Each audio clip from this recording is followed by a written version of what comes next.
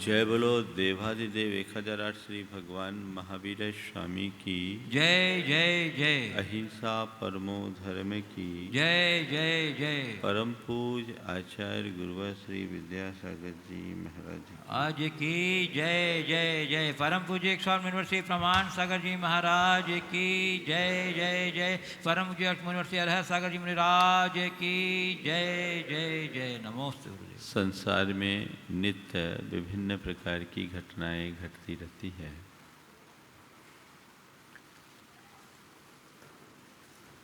जो हमें अनुकूल लगती है वो हमें अच्छी लगती है, और जो हमारे प्रतिकूल होती है लोग प्रायः उसमें दुखी होते हैं। संसार के सभी प्राणियों का जीवन कभी सुखी तो कभी दुखी, कभी प्रसन्न तो कभी खिन्न, कभी आनंद तो कभी अवसाद, कभी फक्र तो कभी फिक्र में बीतता है। हमेशा एक द्वंद्व रहता है, स्थिरता नहीं।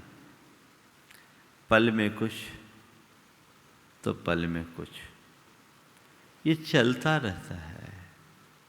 संत कहते हैं आखिर जीवन की वास्तविकता को समझने की कोशिश करो। तुम्हारे जीवन की जो व्यवस्थाएं हैं, संसार के जो संयोग हैं, वे तुम्हारे हाथ में नहीं है। ये सब कर्म नियंत्रित है। जिस दिन तुम्हें ये बात समझ में आ जाएगी उस दिन तुम्हारे जीने का ढंग बदल जाएगा। आज के संदर्भ में गुरुदेव के 2 हाइकू हैं। किसको तजूं किसे भजूं, सबका साक्षी बन जाऊं। किसको तजूं किसे भजूं, सबका साक्षी बन जाऊं। बहुत गहरी बात। समय सार का निचोड़। क्या छोड़ूं और क्या पाऊं। न छोड़ना मेरे हाथ में, न पाने मेरे हाथ में। यथार्थ देखा जाए तो मेरा जो है वो छूटने वाला भी नहीं है और कुछ अतिरिक्त मैं पाने वाला भी नहीं हूं। मैं जो हूं सो हूं। उसमें एक रत्ती भर भी परिवर्तन संभव नहीं है। न तो मेरा एक प्रदेश भी इधर से उधर होने वाला है, न एक परमाणु भी बाहर का मुझसे जुड़ने वाला है। ये जीवन का एक बहुत बड़ा यथार्थ है। संसार के जितने भी संयोग हैं वे सब कर्म के निमित्त से उत्पन्न होते हैं, नष्ट होते हैं, जुड़ते हैं, बिछुड़ते हैं, आते हैं, जाते हैं। ये चलता रहता है। ये चक्र है जो हमारे हाथ में नहीं है। लेकिन इस सच्चाई को न समझ पाने वाला व्यक्ति संयोगों की अनुकूलता में आनंदित होता है, और जब उल्टे संयोग होते हैं तो रोना शुरू कर देता है। इष्ट के संयोग में हर्षित होता है, इष्ट के वियोग में दुखी होता है। अनिष्ट के संयोग में अनिष्ट के संयोग में दुखी होता है, अनिष्ट के वियोग में हर्षित होता है। ये चक्र है। कभी हंसता है, कभी रोता है। गुरुदेव कहते साक्षी बनो। जो है उसे देखो और जानो। ये संसार है। इस संसार में तुम्हारा जो जीवन है एक नाटक के किरदार जैसा है। किसी नाटक को देखने जाते हो तो क्या मानकर देखते हो, नाटक या वास्तविकता? नाटक को अगर नाटक की भांति देखोगे तो नाटक में चाहे जो कुछ भी हो तुम्हें कोई खास फर्क नहीं पड़ेगा, लेकिन नाटक को हकीकत मान लोगे तो तुम खूब रोओगे भी, हंसोगे भी, पल में रोओगे, पल में हंसोगे।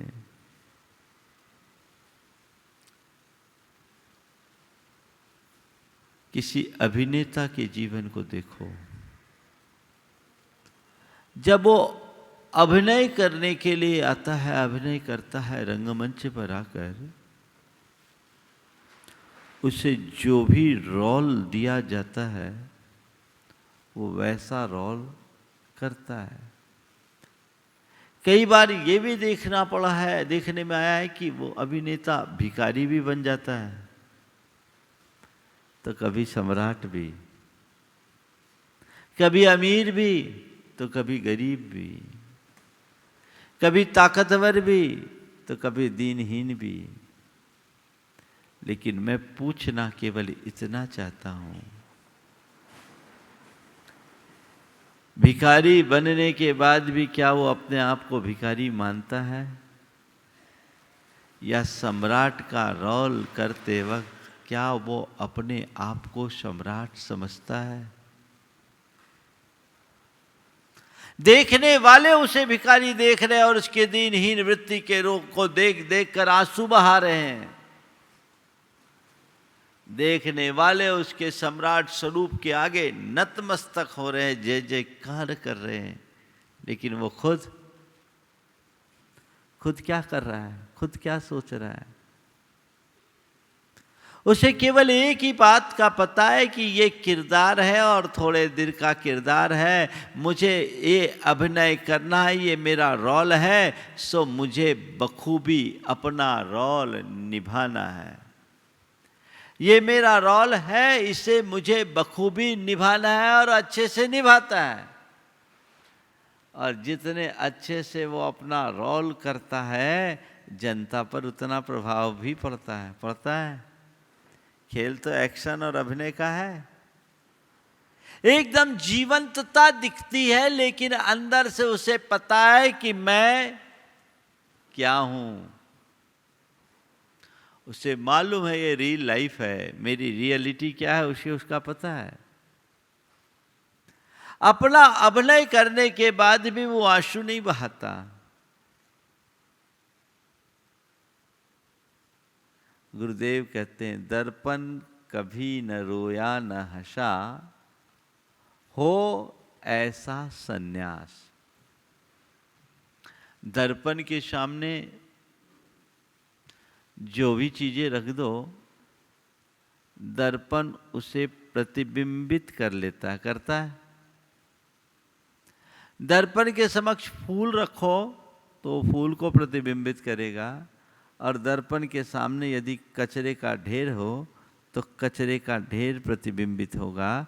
लेकिन फूल को प्रतिबिंबित करते समय दर्पण हंसता नहीं, और कचरे को प्रतिबिंबित करते समय दर्पण कभी रोता नहीं। उसका तो काम है केवल साक्षी बने रहना।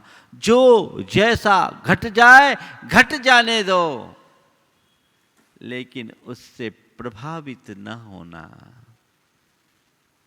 अपने जीवन को देखो, तुम्हारे जीवन में जो कुछ भी घट रहा है वो तुम्हारी इच्छा से घट रहा है? बोलो, किसकी मर्जी से घट रहा है? किसकी मर्जी से घट रहा है? कर्म का खेल है। ये लोक एक बहुत बड़ा रंगमंच है और इसका डायरेक्टर कर्म है।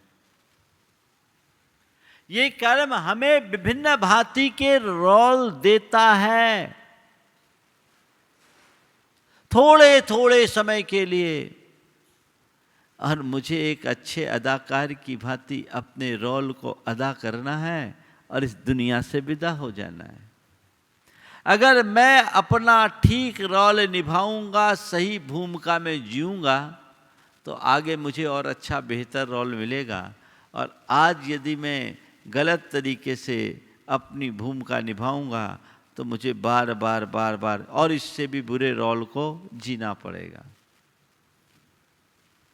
ये अभिनय है और हम उसके पात्र हैं, हमें अपनी भूमिका को निभाना है। ये समझ हमारे भीतर विकसित होनी चाहिए, क्योंकि ये जो कुछ भी दिख रहा है ऊपर का चोला है, भीतर का स्वरूप तो इन सब से भिन्न है, पृथक है। उस सत्य को समझो,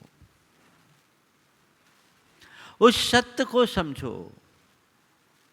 नाटक को नाटक की भांति देखने की कोशिश करो, उसमें अटको नहीं। गुरुदेव की बड़ी पुरानी कविता है, यह सारा का सारा संसार है एक विचित्र नाटक। यह सारा का सारा संसार है एक विचित्र नाटक, तू इसमें भांति भांति के रूप धर भाग ले। ये सारा का सारा संसार है एक विचित्र नाटक, तो इसमें भांति भांति के रूप धर भाग ले, पर पल भर को भी इसमें न अटक।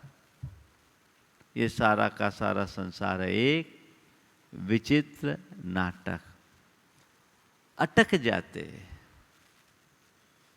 आज तुम्हें अगर गरीबी का रोल मिला है तो गरीब बन के जी लो, अमीरी का रोल मिला है तो अमीर बन करके जी लो। कर्म ने तुम्हें सहंसा बनाया है तो तुम सहंसा का रोल अदा कर लो, और कर्म ने तुम्हें भिखारी बनाया है तो तुम भिखारी का रोल अदा कर लो, और अदा करके विदा हो जाओ। जो भूमिका तुम्हें मिली है उस भूमिका का बखूबी निर्वाह करो, निकल जाओ।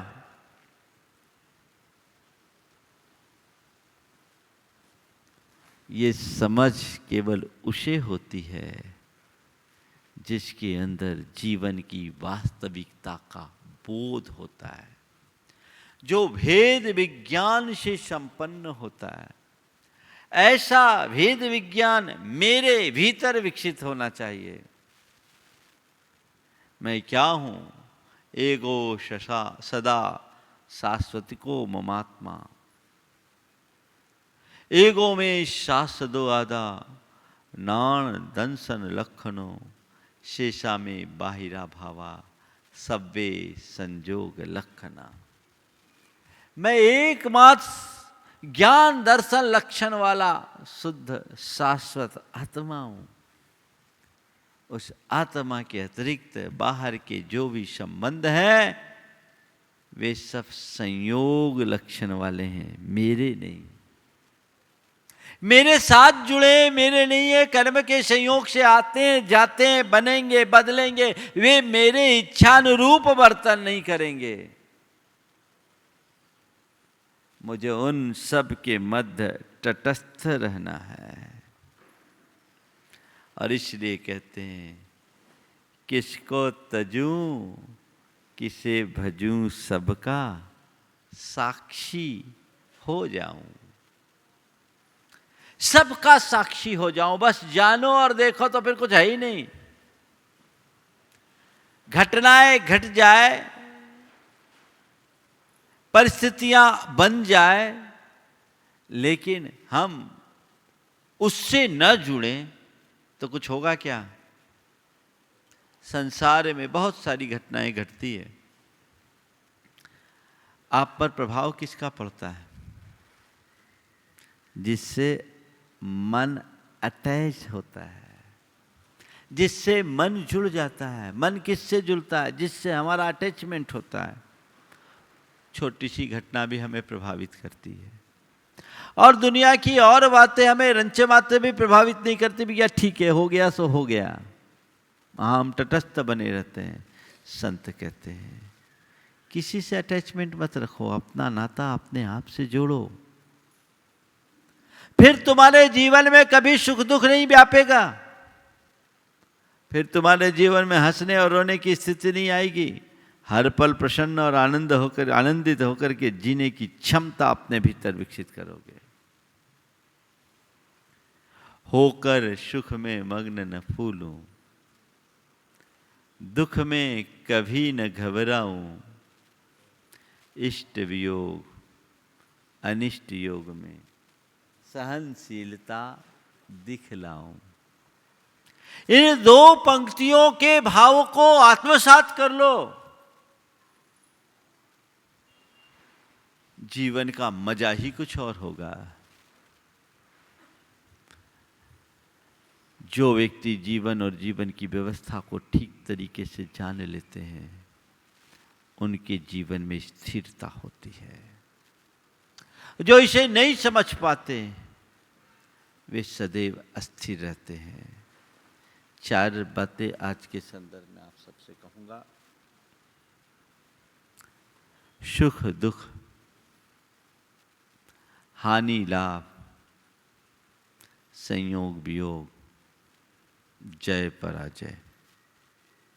सुख दुख, हानि लाभ, संयोग वियोग और जय पराजय, ये चारों हमारे हाथ में नहीं है क्या?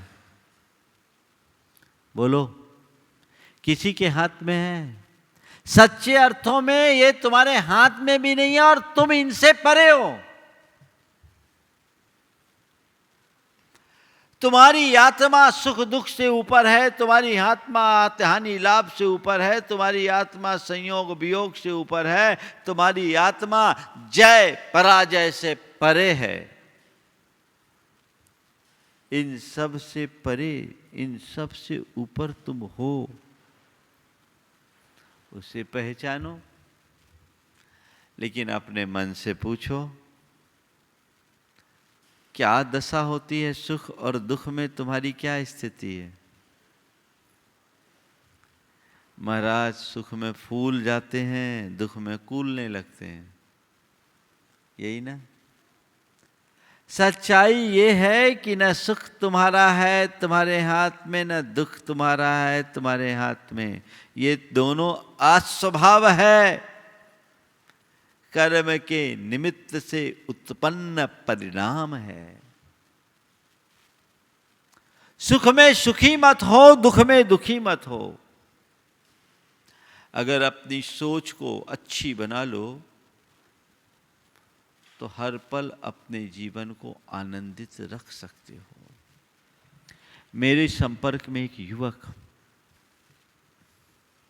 देखो सुख दुख में समबुद्धि रखने वालों की दशा कैसी होती है।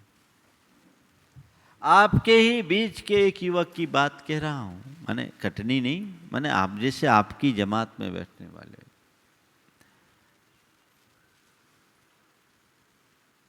पिताजी कैंसर से पीड़ित, एक भाई मानसिक रूप से विकलांग और अपाहिज,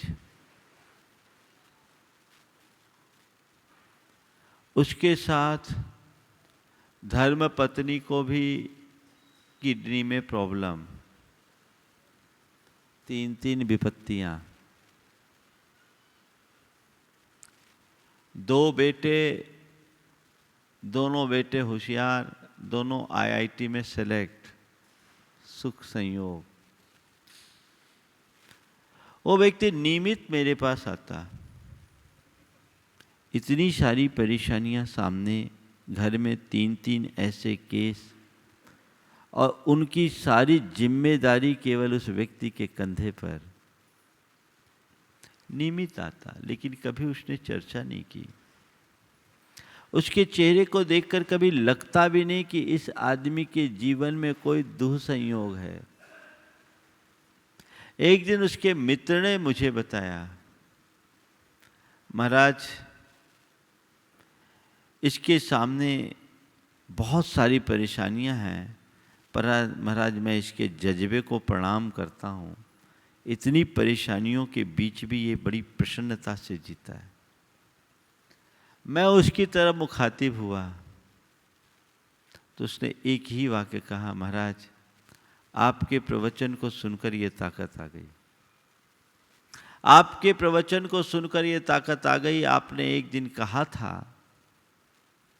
कि सुख दुख सब कर्माश्रित है, संयोग है, आज हैं कल रहे न रहे चलेंगे, जो कर्म है उसे हमें क्षमतापूर्वक सहन करना है। महाराज मैं अपना कर्तव्य कर रहा हूँ।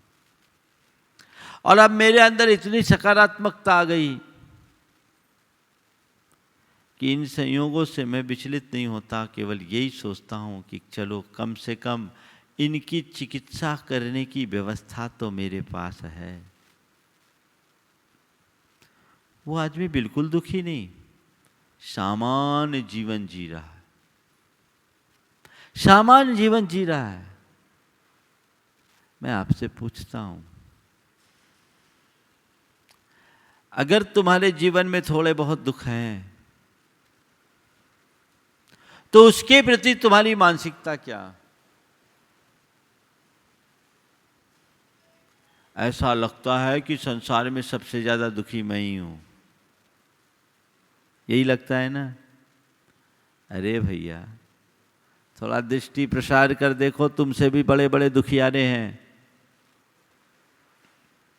तुम जिनके कारण अपने आप को दुखी महसूस कर रहे हो, उससे 1000 गुनी विपरीत परिस्थितियां लोगों के साथ हैं, पर वो तुम्हारे जैसे दुखी नहीं है।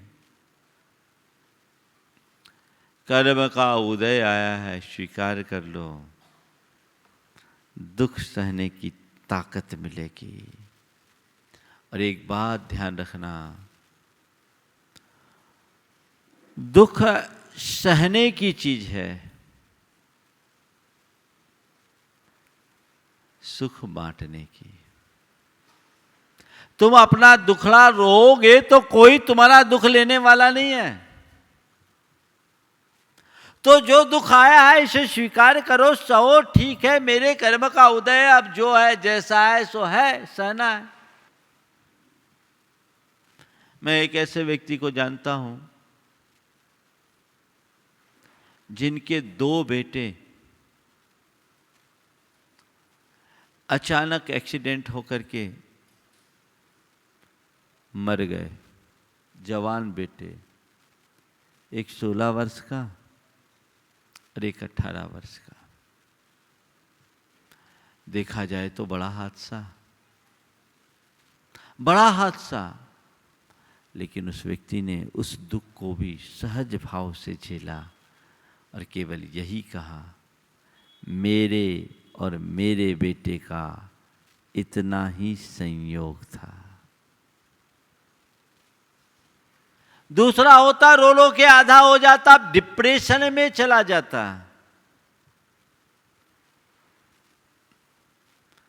आप सोच सकते हैं,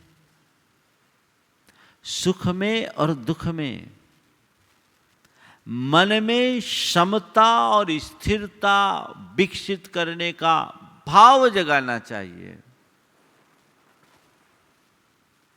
कितनी भी अनुकूलताएं हो, अभिमान मत करना, उनकी आसक्ति मत रखना। क्या पता समय का पासा कब पलट जाए और कहानी बदल जाए। और कितना भी दुख और कष्ट हो, विचलित मत होना, समझना ये सब चीजें ऊपर की है। कल परिस्थितियां बदलेगी, सब कुछ ठीक हो सकता है। जो मनुष्य अपनी आत्मा का श्रद्धानी होता है और कर्म सिद्धांत का विश्वासी होता है, उसको सुख दुख ज्यादा प्रभावित नहीं करते, उसको सुख दुख ज्यादा प्रभावित नहीं करते। अपने अंदर इन बातों को जगाना चाहिए, तब साक्षी बन जाओगे। ठीक है, कर्म का उदय है, जानो देखो। गुरुदेव 1987 में गंभीर रूप से बीमार थे। सुबोन जी की बात है, हालत बहुत खराब थी, उनको मलेरिया था, कई दिनों से वो आहार नहीं ले रहे थे, केवल सब्जियां ले रहे थे, उन दिनों हरी लेते थे। उसके बाद उन्होंने एक दिन पानी लिया, फिर एक दिन केवल उपवास कर लिया, और दूसरे दिन जब आहार को ले गए, आहार के लिए खड़ा किया, उन्हें सिंकोना की छाल दी जिससे कुनैन बनती, मुनक्के में दिया, वो बहुत कड़वी थी, मुंह में डाला, शुरू में दवाई देनी थी, दिया, वो बाहर निकल गया, अंतराय हो गया। तो उससे उनकी शरीर की स्थिति बहुत गड़बड़ा गई, बहुत गंभीर स्थिति बन गई थी। पंडित जी जगन मोहन लाल जी थोबोंजी में गए गुरुदेव के स्वास्थ्य का समाचार सुनकर। गुरुदेव लेटे थे, उनके साथ एक विद्वान और थे। मैं वहीं बैठा था। गर्मी प्रचंड थी, ज्वर 105 के करीब था। पंडित जी ने पूछा, महाराज कैसा लग रहा है? महाराज कैसा लग रहा है? गुरुदेव ने कहा, औदैहिक भाव है, जान रहा हूं और देख रहा हूं। औदैहिक भाव यानी कर्म का उदय है, जान रहा हूं, देख रहा हूं। एक योगी की ये पहचान। दर्पण कभी न रोया न हंसा, हो ऐसा संन्यास। सहज दुख में दुखी मत हो और सुख में आसक्त मत हो। ये दृष्टि अपने जीवन में विकसित करने की कोशिश करो। अपने सुख का प्रदर्शन मत करो और दुख का वेदन मत करो। जो घटे उसे जानो और देखो। किसको तजू किसे भजू, सबका साक्षी हो जाऊं। पूरे समय सार का निचोड़ है इसमें। तटस्थता की वृत्ति, साक्षी भाव अंतरंग में विकसित करना चाहिए। लेकिन लोग हैं छोटे छोटे निमित्तों से प्रभावित हो जाते हैं। साक्षी भाव नहीं बन पाता, तटस्थता नहीं रह पाती, तो हर पल द्वंद्व में झूलते रहते हैं। ये जो तनाव, ये जो चिंता, ये जो आकुलता, ये जो व्याकुलता है, उसकी वजह क्या है? जीवन की सही समझ का अभाव, उनमें दखलंदाजी जो तुम्हारे अधिकार क्षेत्र से बाहर है। बोलो तुम्हारे हाथ में क्या है कुछ? है कुछ? मैं ये हूं, मैं वो हूं, मैं ये पदाधिकारी हूं, मैं वो पदाधिकारी हूं, मैं अध्यक्ष हूं, मैं मंत्री हूं, मैं ये हूं, मैं हूं। भैया ये वे सब धरा रह जाएगा। हकीकत में देखा जाए तो अगली सांस पर भी तुम्हारा अधिकार नहीं है क्या? बोलो किसी का अधिकार नहीं है। किसी का अधिकार नहीं है। इस सच्चाई को जानो और जो तुम्हें मिला है बस वही रोल निभाओ। इधर उधर मत झांको। इधर उधर झांकने वालों की हालत खराब होती है। क्यों? ठीक है, कर्म ने जो मुझे दिया मैं उसे जी रहा हूं सहज भाव से। तो सुख और दुख में, हानि और लाभ में, लाभ तो सबको हजम हो जाता है, हानि बिल्कुल नहीं पचती। और कई लोगों को तो लाभ भी नहीं पचता। भैया व्यापार है, व्यापार में हानि और लाभ तो लगा ही रहेगा। हानि और लाभ तो लगा ही रहेगा।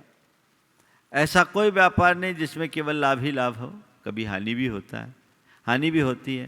तो हमें हानि भी सहना और लाभ भी सहना, और ये सोचना है कि यथार्थ हानि भी मेरी नहीं और लाभ भी मेरी नहीं। देखिए एक धर्मात्मा की दृष्टि क्या होती है। सन 2008 में शेयर बाजार में बहुत ज्यादा गिरावट आई थी। एक प्रकार का भूचाल था। मेरे संपर्क में एक धर्मात्मा बंधु है, बड़े निकट है। उनका मित्र मेरे पास आया, उन दिनों में ईश्वरी में था। उसने कहा, महाराज बाजार में ऐसी चर्चा है, उस व्यक्ति को बड़ा भारी नुकसान हुआ है। महाराज मैं फ़ोन लगा के आपका आशीर्वाद दिलवाना चाहता हूँ, अगर आपका आशीर्वाद पहुँच जाए तो उसको थोड़ी ठाड़ा से बंधेगी। उसने उसे फ़ोन लगाया, जवाब सुनकर मज़ा आ गया, बात सुनकर मज़ा आ गया। उसने कहा मैं महाराज के पास हूँ, नमस्तु कर दे। उसने नमस्तु कर दिया। मेरी ओर से उसने बोला महाराज ने कहा है कि घबराओ नहीं, सब ठीक हो जाएगा। उसने कहा अरे मारवाड़ी में कहा ये सब तो चाल तो रवा, व्यापार है। महाराज सुखा कि समुद्र में वो ही कूदा जो तैर वो जाना। ये सब तो चलता रहता है, समुद्र में वही कूदता है जो तैरना जानता है। और बोला इस तरह के झंझावात तो हमने कई देखे। और एक बात जो सबसे महत्वपूर्ण थी, उसने कहा जो था वो भी मेरा नहीं, जो गया वो भी मेरा नहीं, और जो आएगा वो भी मेरा नहीं। मेरा तो बस मैं हूं, मैं उसे जानता हूं। मेरे मन में रंच मात्र भी विकल्प नहीं है। और आपको बताऊं, छोटा मोटा लॉस नहीं था। उस व्यक्ति को उस घड़ी में 70 करोड़ का नुकसान था। और 70 करोड़ का नुकसान झेलने की सामर्थ्य एक तत्वज्ञ के अंदर ही आ सकती है। स्टेटमेंट क्या, जो था वो भी मेरा नहीं, गया वो भी मेरा नहीं, और जो आएगा वो भी मेरा नहीं। अगले ने अपना काम जारी रखा, आज पहले से सुदृढ़ स्थिति में है। लेकिन ये चीजें तो चलती रहती है। मनुष्य को अपनी मानसिकता ऐसी ही व्यापक बनानी चाहिए। कर्म सिद्धांत पर भरोसा और आत्मा का ज्ञान। मेरी आत्मा तो जो है सो है, अजर अमर अविनाशी। उसके स्वरूप में रत्ती भर परिवर्तन नहीं होने वाला। दुनिया उलट पलट हो जाए पर मेरी आत्मा का बाल बांका नहीं हो सकता। ये विश्वास प्रगाढ़ होना चाहिए। और संसार के संयोग चाहे अच्छे हो या बुरे, ये टिकाऊ नहीं है, ये ज्ञान होना चाहिए। तो कुछ गड़बड़ नहीं होगा।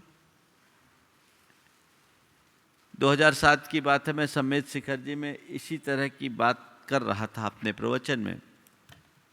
प्रवचन की समाप्ति के बाद इनके गया के एक सज्जन, उन्होंने कहा महाराज आज आपने जो प्रवचन में कहा वही आज मेरे साथ घट गया। बोले क्या हुआ? बोले महाराज मेरा मुनीम कलेक्शन करके लौट रहा था, डोभी मोड़ पर लुटेरों ने लूट लिया।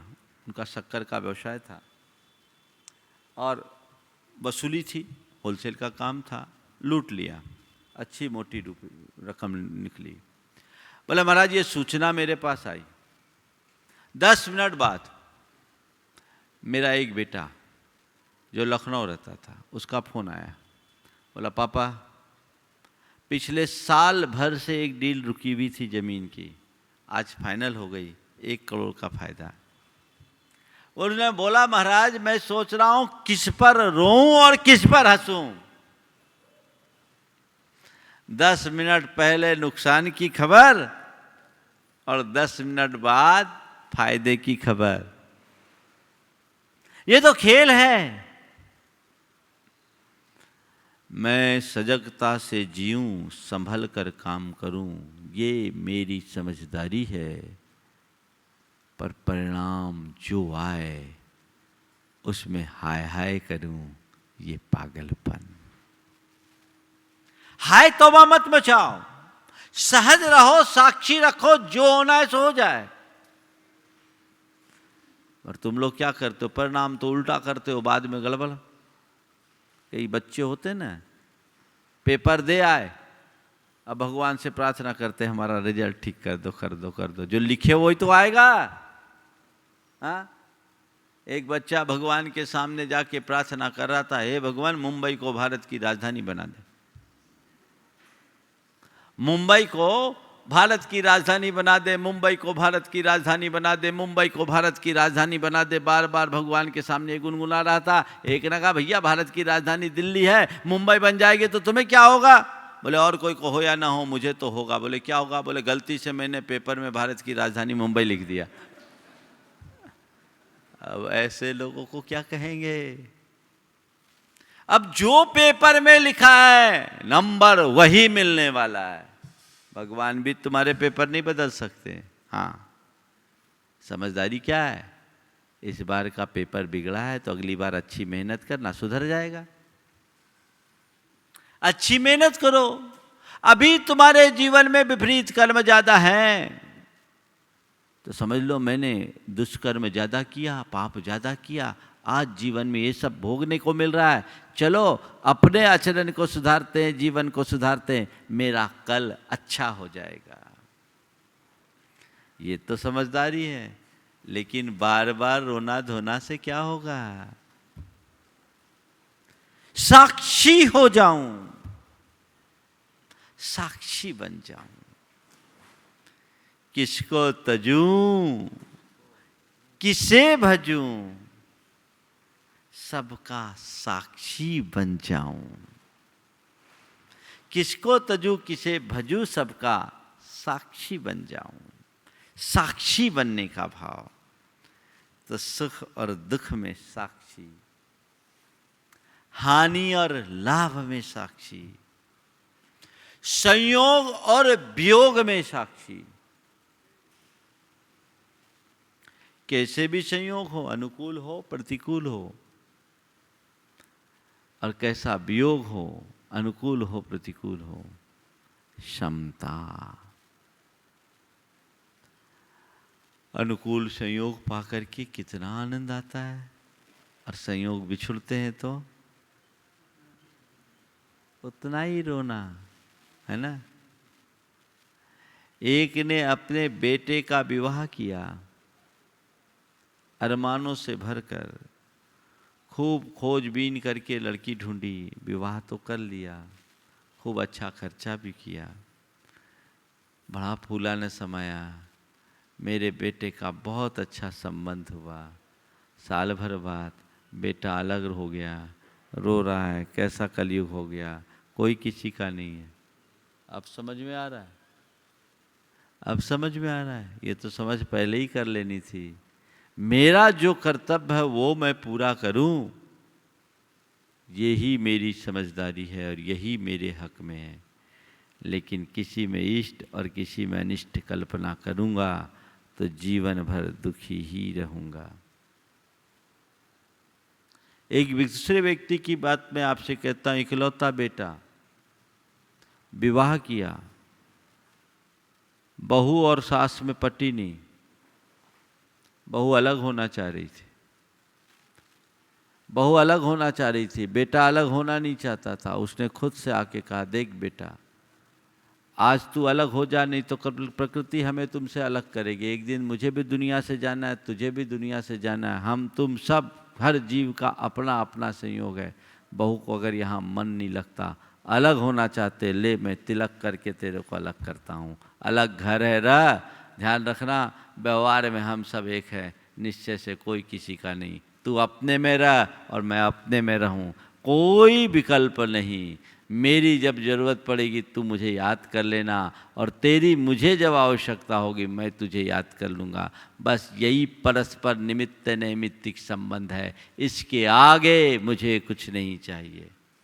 उस व्यक्ति को लोगों ने बोला, तुम्हारा एक ही बेटा, वो भी अलग हो गया। बोले भैया जमाना है, जमाना है, अब तो सबके एक ही दो हैं। उसको अलग होना हो गया। अगर कल कोई कारोबार करने की जगह वो कोई जॉब किया होता तब भी तो अलग हुआ होता, उसको भी तो हम स्वीकारते हैं। आज दुनिया में सबके एक ही एक बेटे हैं, 7 समुंदर पार रह रहे हैं, उनको जाकर के कोई नहीं बोलता कि तुम्हारा एक ही बेटा अलग हो गया। अरे मेरा बेटा किसी वजह से अलग हुआ तो हो जाने दो, मेरा बेटा हुआ ना, तुम्हारा बेटा तो नहीं हुआ, तुम काहे आंसू बहा रहे हो?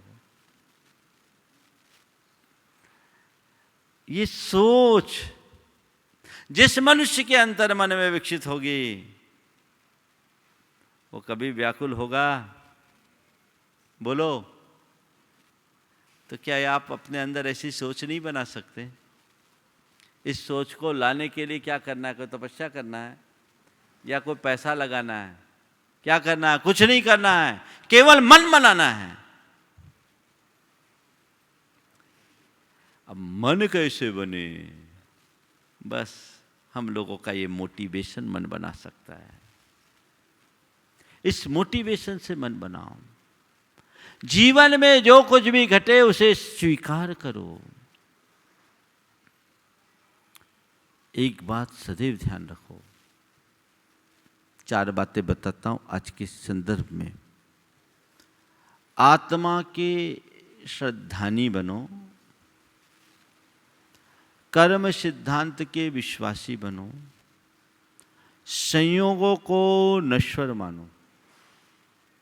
आत्मश्रद्धानी बने, कर्म सिद्धांत को के विश्वासी बने, संयोगों को नश्वर माने और हर पल सकारात्मक सोचे।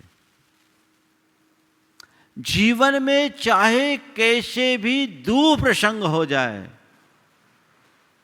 तुम्हारे लिए कुछ भी फर्क नहीं पड़ेगा।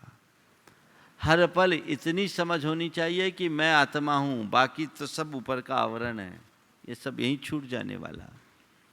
और संयोग जितने भी हो कर्म की देन है, कर्म की धरोहर है। आज है कल रहे न रहे कोई भरोसा नहीं। आज पाया हूं तो भी मेरा नहीं, खोया हूं तो भी मेरा नहीं। कर्म का खेल है। एक किसान का इकलौता बेटा तालाब में तैरते हुए डूब गया। 25 साल का जवान बेटा तालाब में डूबकर मर गया। गांव वालों को पता चला, उसकी लाश घर पे लाई गई। किसान गांव से शहर गया हुआ था। धर्मपत्नी को मालूम पड़ा, बेटे को देखी, कुछ पल को आकाश की तरफ देखी, कुछ बुदबुदाया, बेटे को घर के आंगन में लिटा दिया, एक चादर ओढ़ा दिया और कहा, ठीक है आप लोग अपना काम करो, इसके पिताजी आएंगे, उसके बाद इसका क्रियाक्रम करेंगे। खुद दरवाजे पर बैठ गई। पिता घर आया। अंदर जाने को हुआ कि तभी पत्नी ने रोका। भीतर जाने से पहले मेरे एक सवाल का जवाब दो। भीतर जाने से पहले मेरे एक सवाल का जवाब दो। क्या? आज से 25 वर्ष पहले किसी ने हमें एक हीरा दिया था, आज वापस मांगने आया है, क्या करना है? 25 वर्ष पहले किसी ने मुझे एक हीरा दिया था, आज वापस मांगने आया है, क्या करना है? उसने कहा हमें सहस लौटा देना है। चलो आओ अंदर। घर के आंगन में पड़े बेटे की लाश के ऊपर से चादर उठाया और कहा, ठीक आज से 25 वर्ष पहले कर्म ने यही हीरा हमें दिया था, आज वो वापस लिया है, बोलो क्या करना है? पति ने कहा, मैं तुम्हारी बात को समझ गया। कर्म ने ये धरोहर जितने दिन के लिए दिया था आज वापस लौटा रहा है। लौटाने में किस बात का संकोच? लौट रहा है, लौटाने दो। चलो गांव वालों को बुलाकर क्रियाक्रम करें। आप कल्पना कर सकते हैं बंधुओं, है तो यही जीवन की सच्चाई। तुम रोना धोना करके क्या अपने खोए व्यक्ति को लौटा सकते हो? कोई नहीं लौटा सकता। मौत सब कुछ छीन लेती है, वहां किसी का जोर नहीं चलता और मरने के बाद कोई लौट के नहीं आता। जो इस सच्चाई को जानता है वो संयोग वियोग में स्थिर बना रहता है। तो सुख दुख है, हानि लाभ, संयोग वियोग, जय पराजय, जीत हार, हार जीत, ये संसार है, लगा है। कभी जीत तो कभी हार, कभी हार तो कभी जीत। मान अपमान जय पराजय से ऊपर उठो। जब तक तुम्हारे कर्म तुम्हारे अनुकूल हैं, सब तरफ जय जयकार की गूंज गूंजेगी। और जिस पल कर्म की स्थितियां बदलेगी, सब तरफ हाहाकार मच जाएगा। हकीकत में देखा जाए तो वो जीत भी तुम्हारी नहीं, वो हार भी तुम्हारी नहीं। तुम तो जय और पराजय से परे हो। उस सत्ता को पहचानने की कोशिश करो, उस तरफ तुम्हारी दृष्टि हो तो जीवन धन्य होगा। देखिए लोगों की दृष्टि कितनी उदात्त हो सकती है। एक दौड़ की प्रतियोगिता थी। उस दौड़ में बहुत सारे प्रतिभागी थे और एक ऐसा प्रतिभागी भी था जिसने अंतर्राष्ट्रीय स्तर पर अनेक अवार्ड पा लिए थे।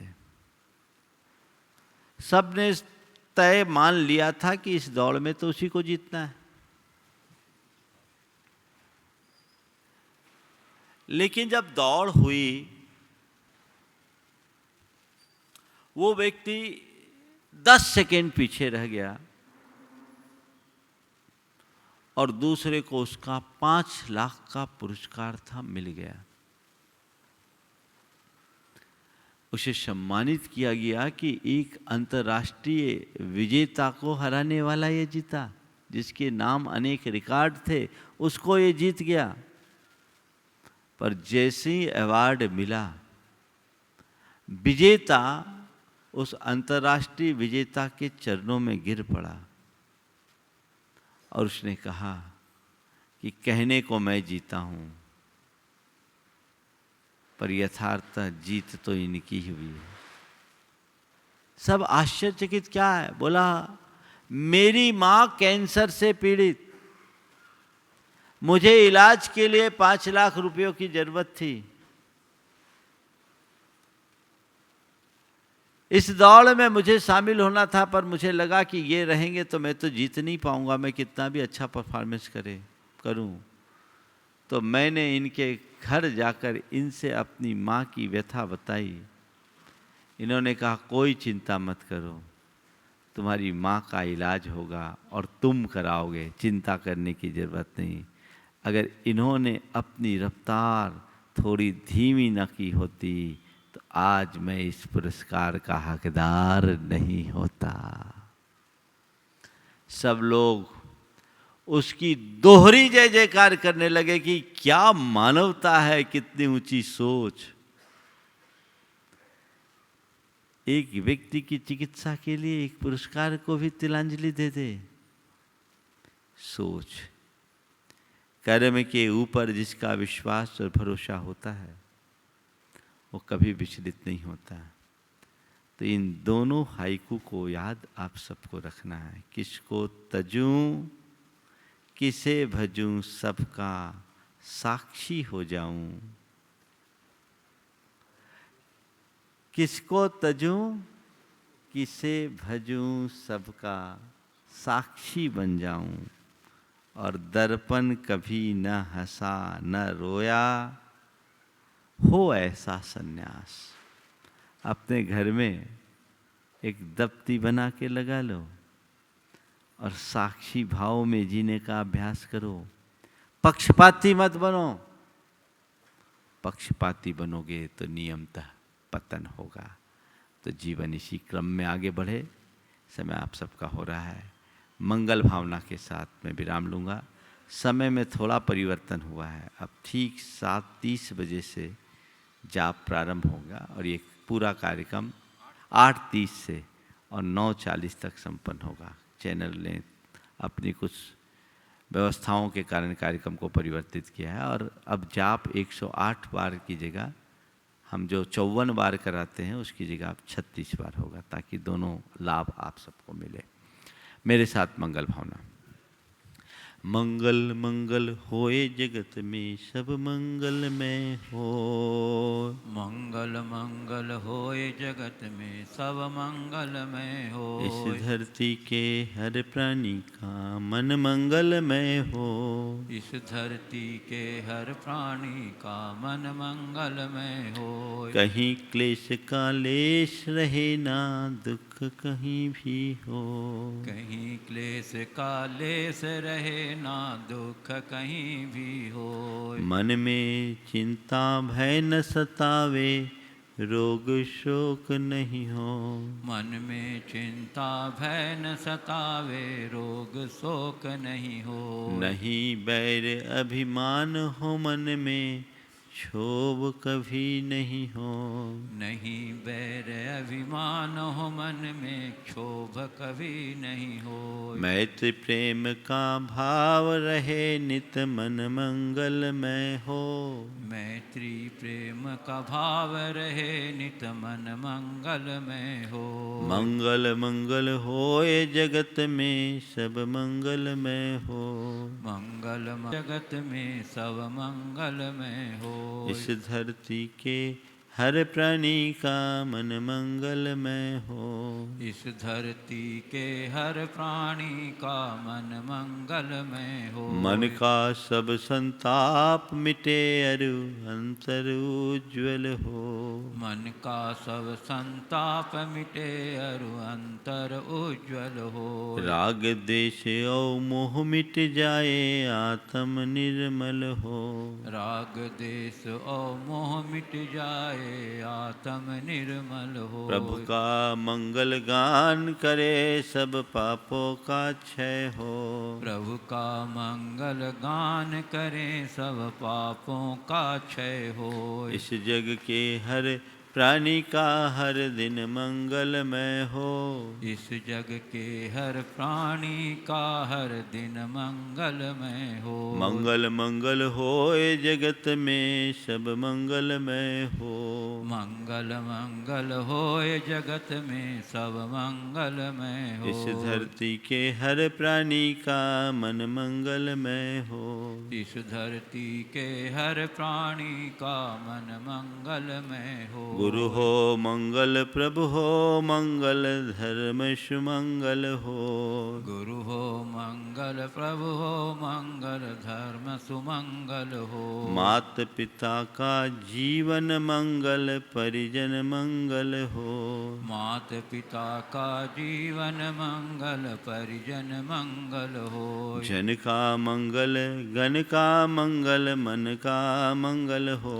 जन का मंगल गण का मंगल मन का मंगल हो। राजा प्रजा सभी का मंगल धरा धर्ममय हो। राजा प्रजा सभी का मंगल धरा धर्ममय हो। मंगल मंगल होए जगत में सब मंगलमय हो। मंगल मंगल होए जगत में सब मंगलमय हो। इस धरती के हर प्राणी का मन मंगलमय हो। इस धरती के हर प्राणी का मन मंगलमय हो। मंगलमय हो प्रात हमारा रात सुमंगल हो। मंगलमय हो प्रात हमारा रात सुमंगल हो। जीवन के हर पल हर क्षण की बात सुमंगल हो। जीवन के हर पल हर क्षण की बात सुमंगल हो। घर घर में मंगल छा जावे जन जन मंगल हो। घर घर में मंगल छा जावे जन जन मंगल हो। इस धरती का कण कण पावन ओ मंगलमय हो। इस धरती का कण कण पावन और मंगलमय हो। मंगल मंगल होए जगत में सब मंगलमय हो।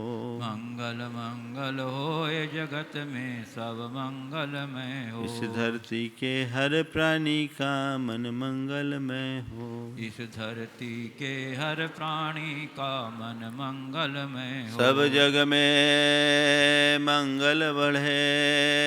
सब जग में मंगल बढ़े, टले अमंगल भाव, टले अमंगल भाव। है प्रमाण की भावना, है प्रमाण की भावना, सब में हो सद्भाव। सब में हो सद्भाव। जय बोलो परम पूज्य आचार्य गुरुवर श्री विद्यासागर जी महाराज की की जय।